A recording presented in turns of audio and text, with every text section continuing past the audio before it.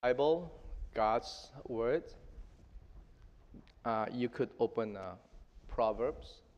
If you don't know where the proverb is, just get the Bible. You still have the Bible books. Go to the middle of the books, and you pretty much got Psalms. And you flip a little bit over, you got Proverbs over there.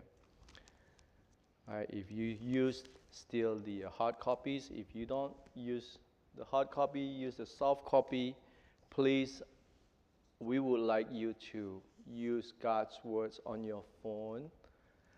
Other than for God's copy, please close the apps if it's possible. Just a gesture of saying, God, I want to honor you. I think it's a good practice. God, I want to honor you. I want to use this phone for your words only for this short period of time. I think it is very, very important for us to really, really put that thought in our mind to separate a small chunk of time just to honor God. And I hope that will be a practice too when you do devotions, when you do any services, studies, put aside all the things that might distract you, right? So it's been 2 months, as you know, when we look at the book of Proverbs. Last month, it was 2 months ago in January, right? Pastor Raleigh, thank you so much. And I know you guys are going through the book of Luke, Gospel according to Luke. We kind of stay away from that a little bit, and we come back going probably next week.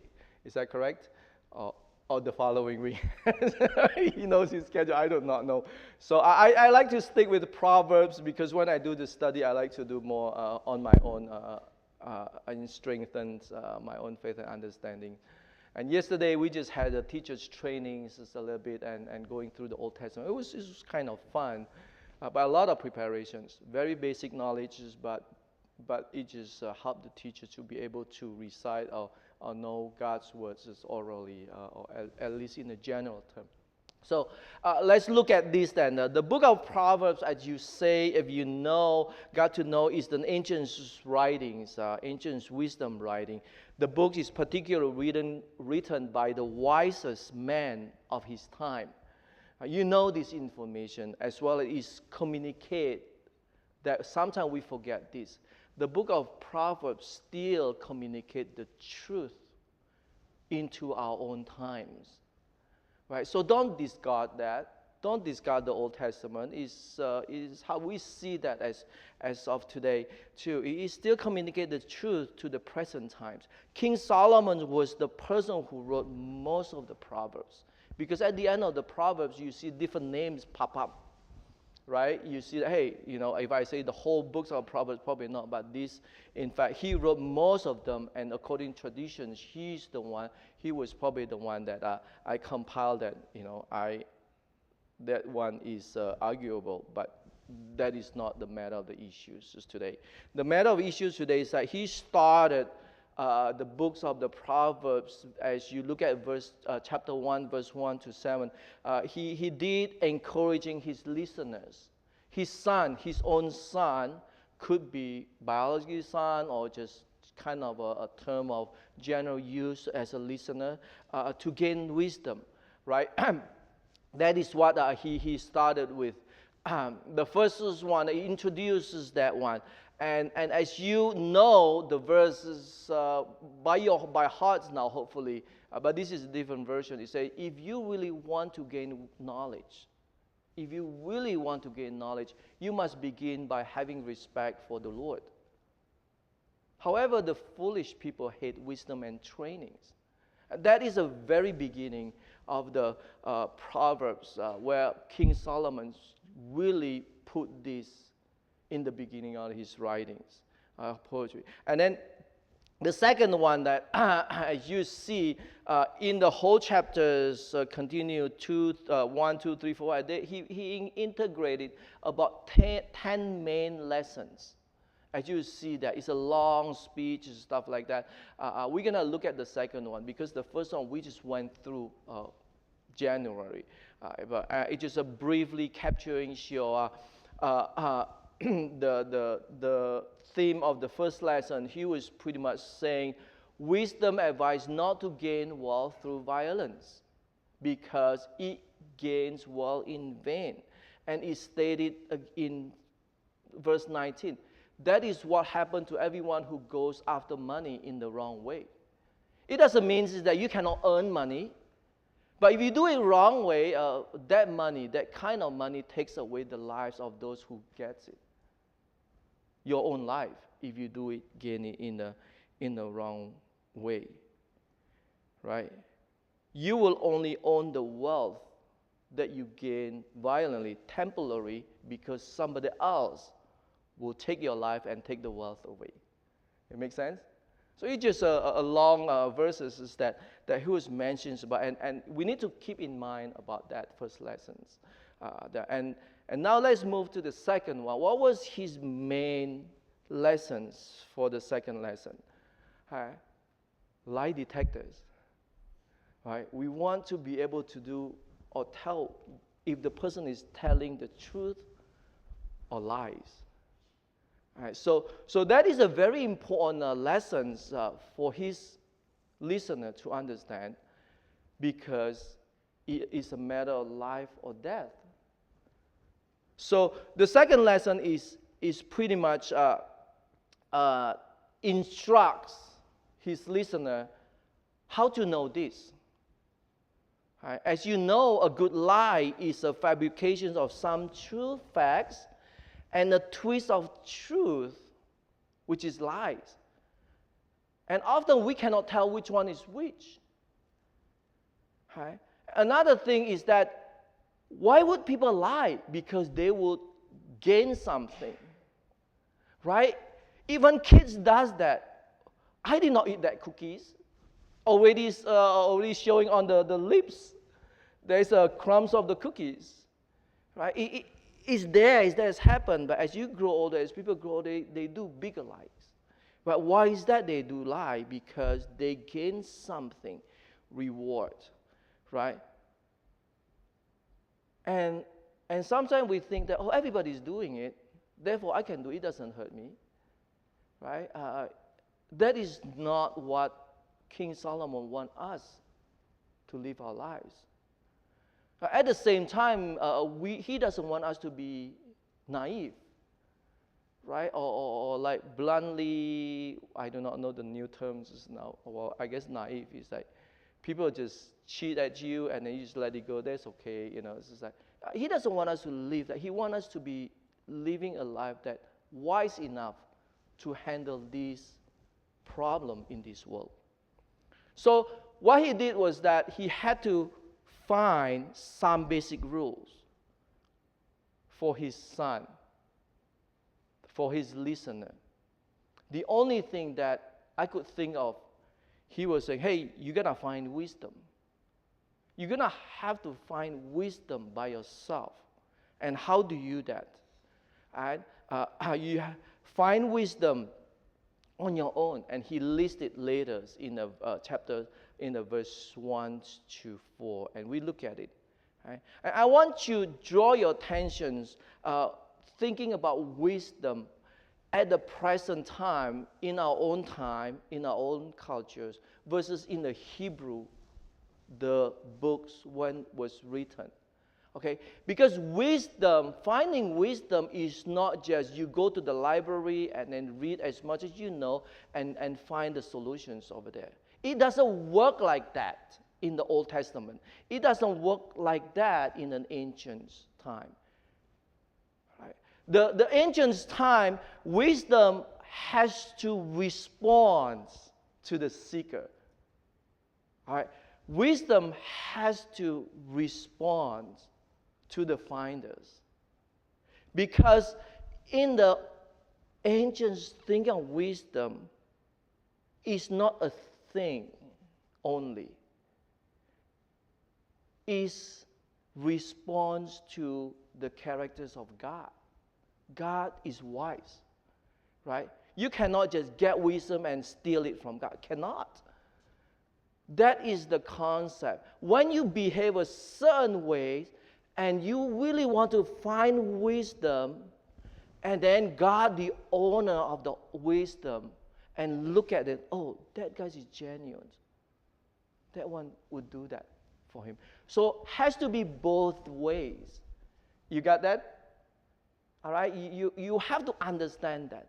Doesn't matter how many PhDs in your life in this world, sometimes you might not find wisdom.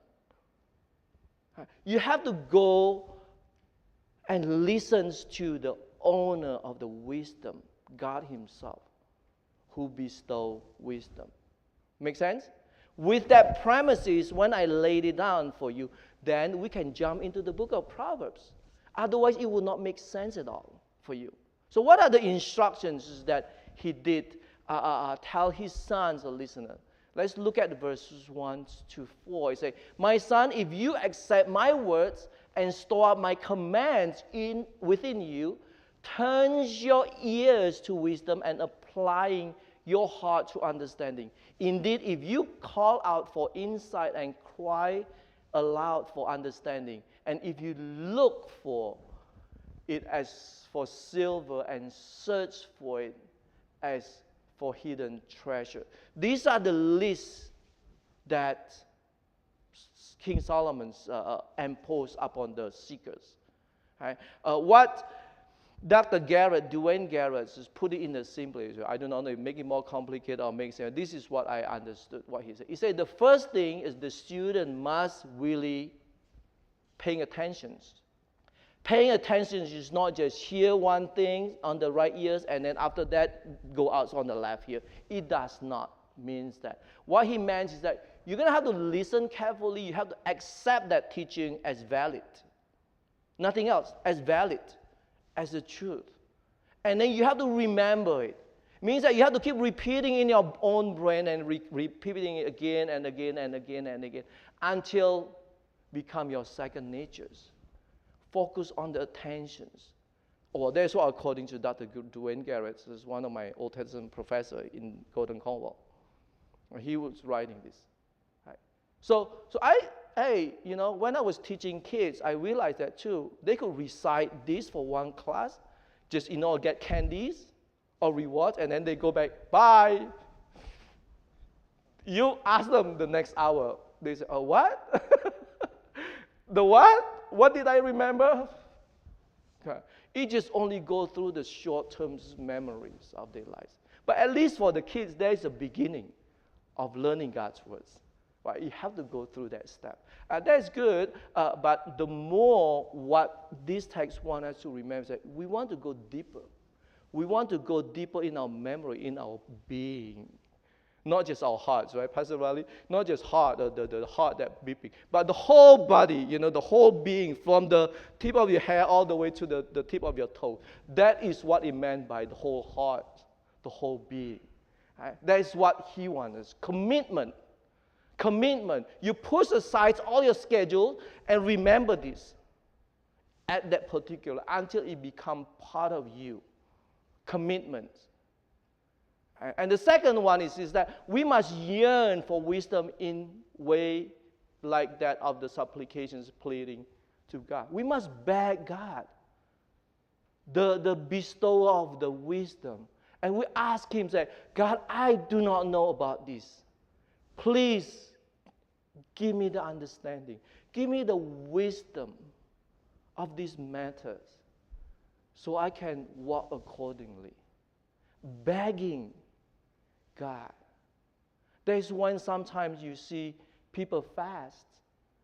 They don't do anything but just pray. They want us, God's attentions, to listen to them. Right? And the third one is that you count the costs. Right? You seek and count the costs. Right? Wisdom. Would that wisdom that you're looking for in God's presence would be cost more than what you have? Remember what Jesus was talking about parable? When a person found a treasure in the field, what did he do? He sold all his belongings. And just to get that particular thing. That is what Solomon wants us to be aware of finding wisdom and gaining wisdom. You see that? Awesome words, but scary. Commitment, humiliate yourself, right? And then you're going to have to give up a lot of stuff that you loved, or just to gain that. But let's see what the reward is, because it continues. The rewards. Here, then you understand. And then you understand the fear of the Lord and find the knowledge of God. For the Lord gives wisdom. Like I said earlier, it's not a thing wisdom. It's God who gave that wisdom. I'll explain that as we go. So the Lord gives wisdom. From his mouth comes knowledge and understanding. He holds success in stores for the upright. He is the shield. He is a shield to those whose walk is blameless. For he guards the course of the just and protects the way of his faithful ones. Right? And there's a second result in verse 9 to 10. Then you will understand what is right and just and fair, every good path. For wisdom will enter your heart, and knowledge will be pleasant to your soul. Discretion will protect you, and understanding will guard you. So there are two results. It seems that there are two, but just clarifications. The first one emphasized the understanding of God and his ways. And listen to this. Listen, when I was typing this is kind of giving me a goosebumps. Why is that? Understanding the fear of the Lord and find God knowledge. You know what it means? It means that you will think like God. Scary, isn't it? You think like God. You would have the same mind as God's mind. You understand God's ways. In the sense that you are being reformed in the image of God that was broken by sin.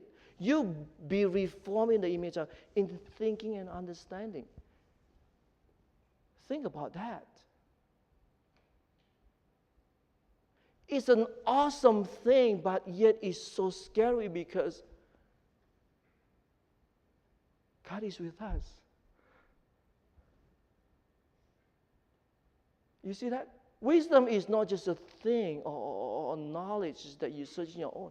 It's not. And it protects you too. And we see that. And the second result is automatic because it's focused on proper and careful behavior of life. You treat other people fairly. You give them fair treatment. Right?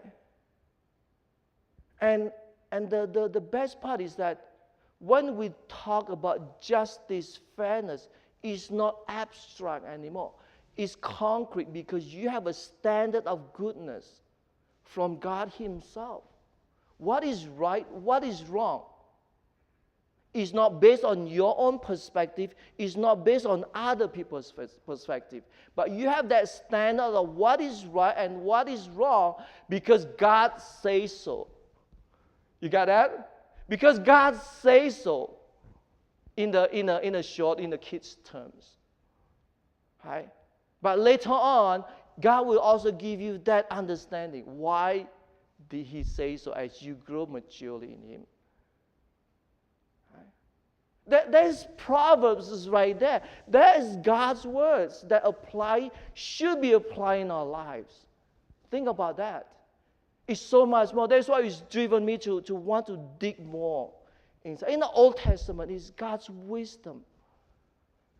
Not to be bragged on, but to humble even more and to pass on that knowledge to you and to others. Right? And this is the way King Solomon, no wonder he was such a wise guy. because God was constantly guiding him. Right?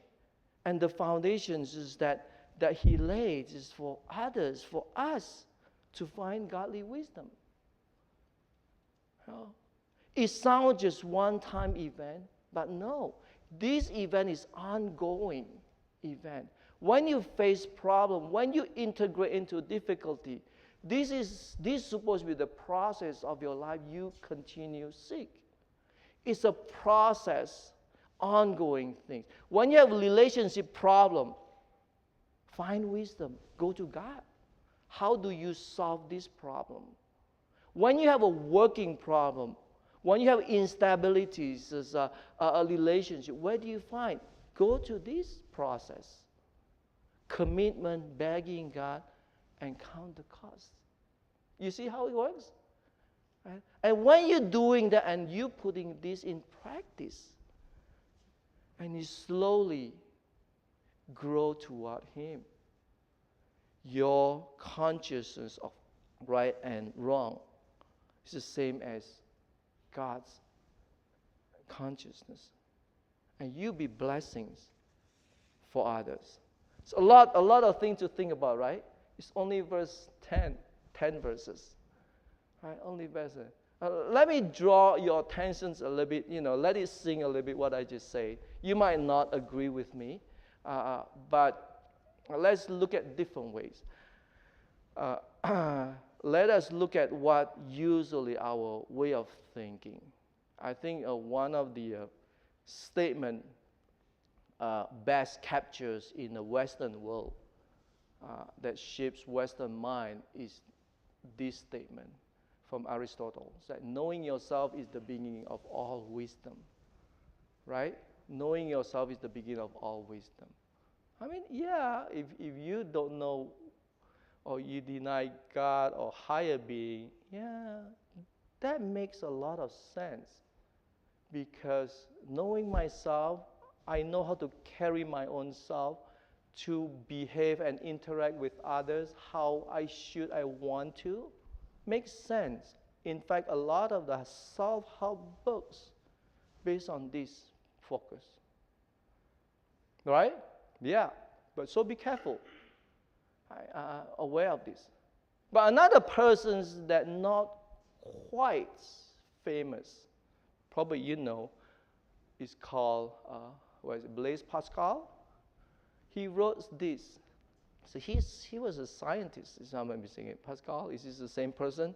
I don't remember. But he wrote this. Not only do we know God through Jesus Christ, we only know ourselves through Jesus Christ. What a profound statement. When I was that is quite biblical. That is quite aligned with our faith. Right? So, just bringing that, so I want you, if you're thinking of the way Aristotle is thinking or being exposed to that, you're going to have to tell yourself, no, knowing yourself is only a small part of knowing wisdom. Right? You're going to have to do that. Right? And then at the same time, knowing God through Jesus Christ lead us to know ourselves better. No wonder Apostle Paul say something even more profound, is to know Christ is gain. Is that right? Am I right, Pastor Steve? Is that right? I do not know. Is that, if I remember, I don't have it in my text. It just popped in my brain. It's to know Christ is a gain, right? To know His death and resurrections, and I consider everything else is trash. The trash meaning whatever in the restroom things. That is a literal translation right there. It's not the trash in the trash bins. That is not trash. He said the trash is whatever is going to the toilet number 2. Is that right? Exactly. There's a literal words for that. That's what Apostle Paul said. To know Christ is to gain. To know His death and resurrection, the power of God. here in the Old Testament, in the proverb, even though it was not revealed yet. And we could go. Right? James also talked about that. If anyone of you need wisdom, ask God for it. He will give it to you. He will freely to everyone. He doesn't find fault. But keep in mind, James was also aware of the Old Testament. All right? Right. You're going to have to go back to the Proverbs like commitment, begging God, and count the costs. That step by step. Right? To do that. So as it goes on, we, as a listener, we know the instructions and forcing us to follow. And once we find out God's wisdom in us, we can do this. That's what here the next verse says. Wisdom will save you from ways of wicked men. In verse 12. In verse 16, wisdom will save you also from the adulterous woman, from the wayward woman with her seductive words. It's not just girls are deceitful, but the boys too, right? I'm not saying all girls are deceitful. My bad if I impose that understanding to you. No, that's not what I meant. That's not what I meant. You know, we are all fallen short. We are all sinners. We like to lie because we like to gain the rewards. That is not supposed to be gained. That is the nature of our fallen human being, right? And here, Solomon said, you know what? You be safe from these two characters. In fact, that these two characters, they know exactly that they're doing wrong. It's not because they're naive and they made a mistake, but here he said in the verse 13, as well as 17, verse 13, who have left the straight path to walk in the dark ways. What does it mean? It means that he knows the right path, but he chose not to do that. You see? The same thing in the verse 7, who has left the partners of her youth and ignored the covenant she made before God. She knew. They're not naive. They're wicked. They're adulterous or seductive, whatever.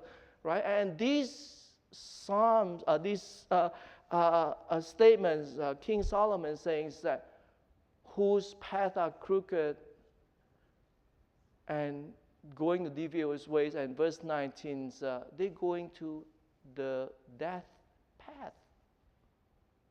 And they want you to join them. They want us to join them. Right? And when we able to know God's wisdom, aligned with what He has in mind, we have that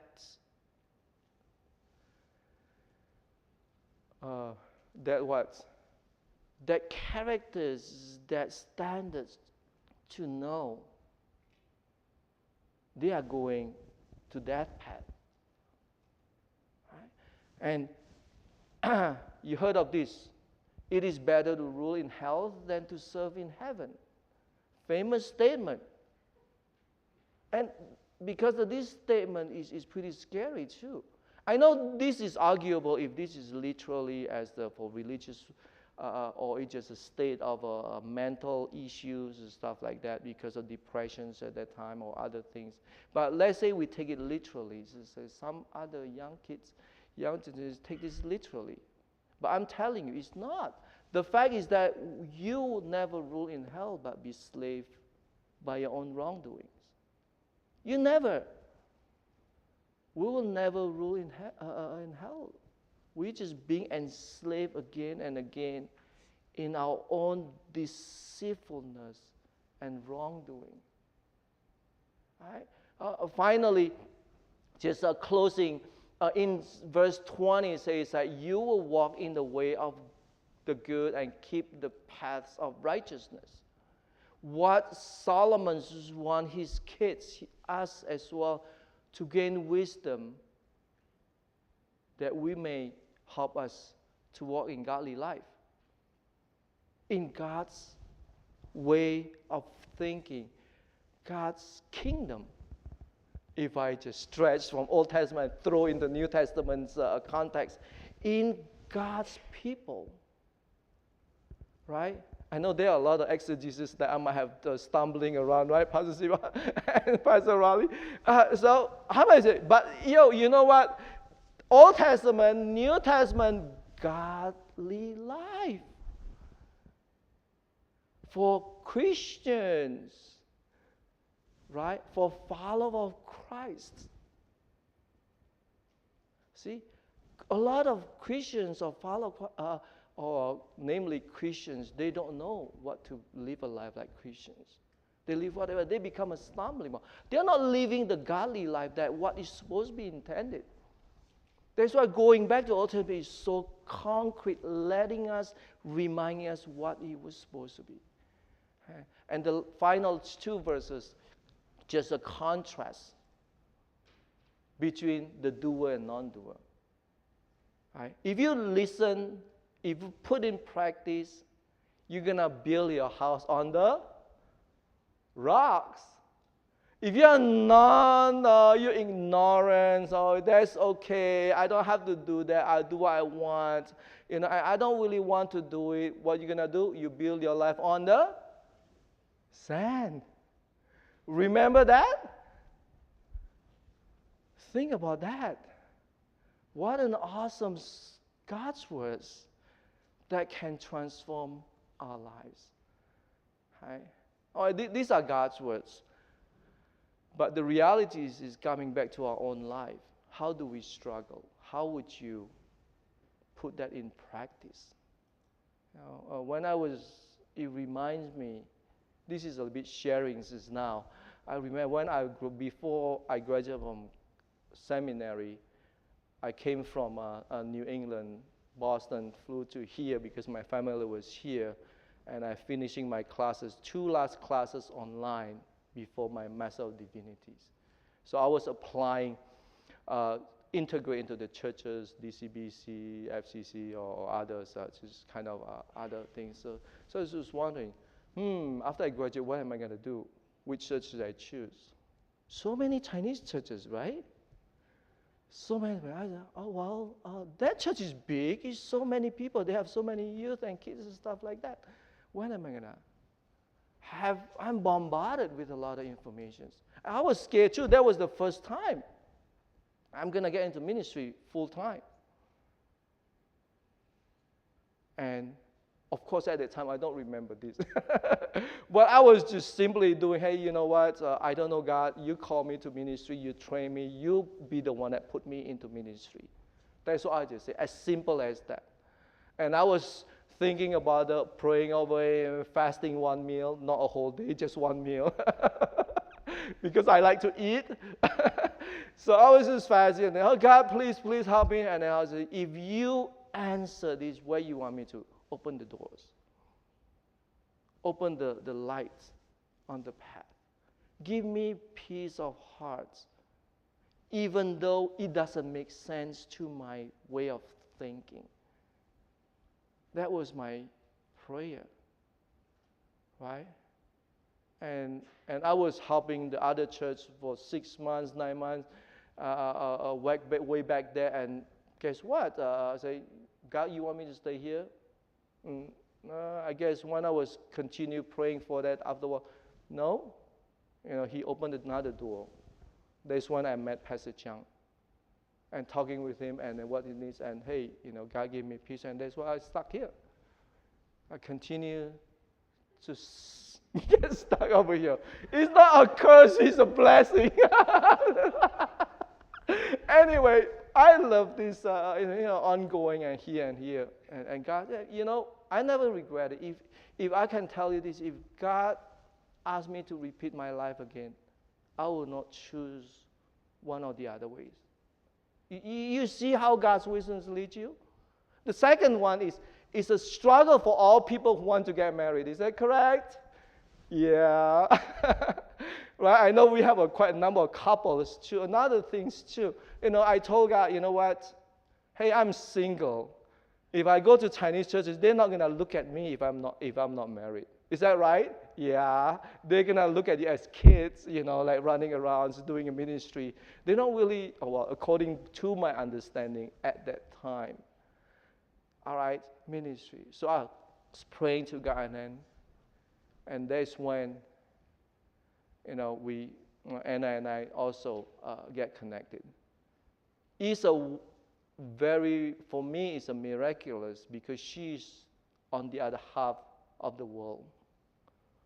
She was still in Indonesia, and I was here. And God can bring us together. I don't know how it happens, but hey, again, what I'm telling you or trying to tell you, gaining wisdom is not just gaining a material things in the Old Testament. Gaining a wisdom is gaining a counsel of God Himself resides in you. You see what I'm saying? And that is the message for today. So when you find wisdom, find God who gives the wisdom. And keep continuing that relationship with Him. Let's pray. Father, we want to honor you. We want to know you. We want to submit to you. And often because of our own deceitfulness and our fallenness of sinful, we ourselves draw away from you, Lord.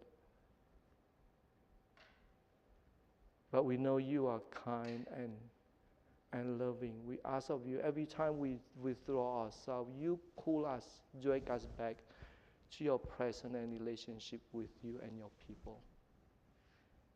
So we will grow towards you each day. In the holy name of Jesus Christ we pray. Amen.